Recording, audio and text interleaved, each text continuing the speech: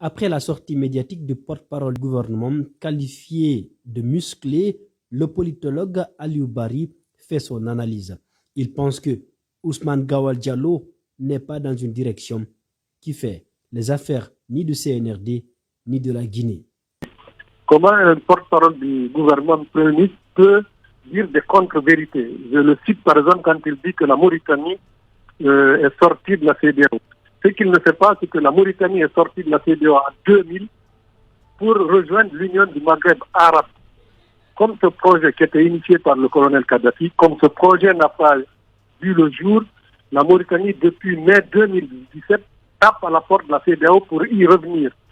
Donc je ne peux pas comprendre comment il peut faire cette comparaison. Et au moment même où le ministre des Affaires étrangères du pays était à Accra pour essayer de plaider la cause du CNRD. Ouais. Je trouve que c'est terrible et c'est un mauvais casting. Je pense qu'il n'est pas à la place de porte-parole. C'est quelqu'un pour lequel j'ai beaucoup d'amitié, mais je pense qu'il n'est pas à son poste parce qu'à ce niveau, dans une période de transition, dans une période de crise, on doit pouvoir renier sa langue plusieurs fois et parler sans passion. Et je pense qu'il a fait un grand tort aujourd'hui au CNP et au gouvernement français. Il y a beaucoup de gens qui ont réagi en disant mais j'ai eu même un conseiller de la CEDEAO à Abuja qui ne comprennent pas. D'autant plus que le même monsieur, porte-parole aujourd'hui, pas plus tard qu'il y a quelques mois, c'est-à-dire l'année dernière, faisait des UFDG auprès de la CEDEAO pour que la CEDEAO intervienne en Guinée sur la situation de l'UFDG et des élections. C'est-à-dire que dans une situation de crise, on doit absolument... La Guinée n'a aucun intérêt à se mettre à dos la CEDEAO. Quel est l'intérêt du gouvernement guinéen aujourd'hui de croiser le fer avec la CEDEAO qui n'a pris aucune sanction à date contre la Guinée? Et quand on porte un ministre de surcroît sortir dans les médias et dire que la Guinée s'en fiche de la CEDEAO, la Guinée peut se retirer de la CEDEAO, je pense qu'il n'a rien compris. C'est très fort que le CNRD se retrouve avec deux fronts, un front interne et un front externe. Et je pense que ce n'est pas le lieu aujourd'hui de rajouter une crise. Il est temps que depuis le 5 septembre, que le CNRD pose sur la table de la CEDEAO son délai. Il peut proposer un délai même de 5 ans. Il peut même dire on veut terminer le mandat de Michel Bagbo.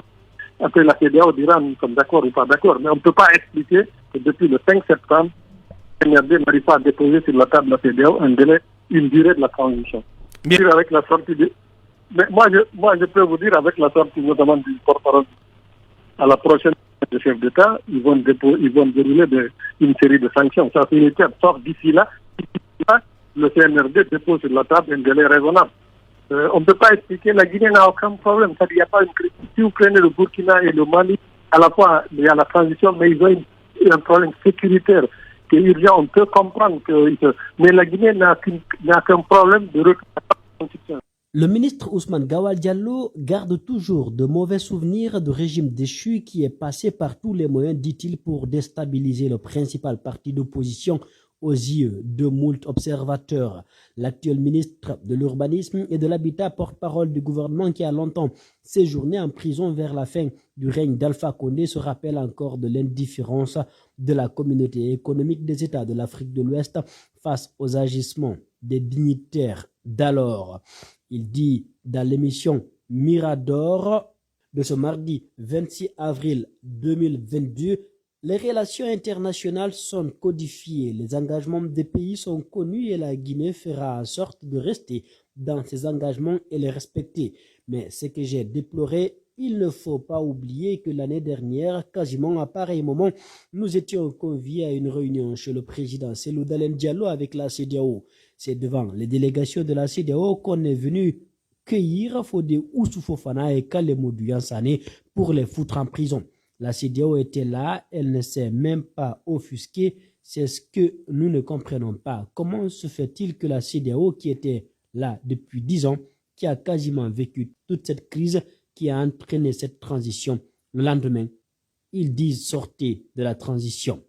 Ça veut dire que tout ce qui s'est passé dans 10 ans qui a conduit à cette transition, ils n'en prennent pas compte. C'est ça la déception en réalité, a-t-il asséné dans l'émission Mirador de FIM FM ce mardi 26 avril 2022.